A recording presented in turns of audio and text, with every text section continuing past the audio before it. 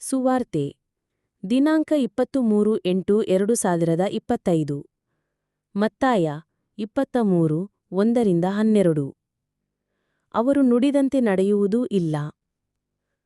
ಆ ಕಾಲದಲ್ಲಿ ಜನಸಮೂಹವನ್ನು ತಮ್ಮ ಶಿಷ್ಯರನ್ನು ಉದ್ದೇಶಿಸಿ ಯೇಸು ಸ್ವಾಮಿ ಇಂತೆಂದರು, ಧರ್ಮಶಾಸ್ತ್ರಿಗಳೂ ಫರಿಸಾಯರೂ ಮೋಶೆಯ ಸ್ಥಾನದಲ್ಲಿದ್ದಾರೆ.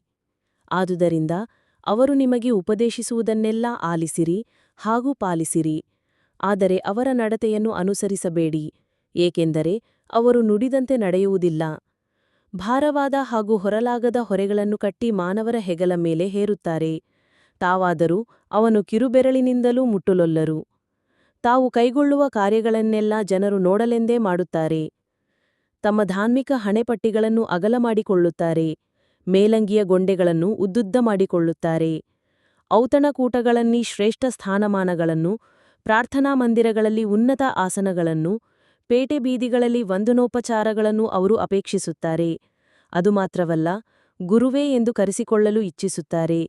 ಹಾಗೆ ಕರೆಸಿಕೊಳ್ಳುವುದು ನಿಮಗೆ ಬೇಡ. ನಿಮಗಿರುವ ಗುರುವು ಒಬ್ಬರೇ, ಮತ್ತು ನೀವೆಲ್ಲರೂ ಸಹೋದರರು. ಇಹದಲ್ಲಿ ನೀವು ಯಾರನ್ನೂ ಪಿತನೇ ಎಂದು ಸಂಬೋಧಿಸಬೇಡಿ, ಏಕೆಂದರೆ ನಿಮ್ಮ ಪಿತಾ ಒಬ್ಬರೇ, ಅವರು ಸ್ವರ್ಗದಲ್ಲಿದ್ದಾರೆ. ಒಡೆಯ ಎಂದು ಕರೆಯಿಸಿಕೊಳ್ಳಬೇಡಿ, ಏಕೆಂದರೆ ನಿಮಗಿರುವ ಒಡೆಯ ಒಬ್ಬನೇ, ಆತನೇ ಕ್ರಿಸ್ತ. ನಿಮ್ಮಲ್ಲಿ ಶ್ರೇಷ್ಠನು ಯಾರೋ ಅವನು ನಿಮ್ಮ ಸೇವಕನಾಗಿರಬೇಕು.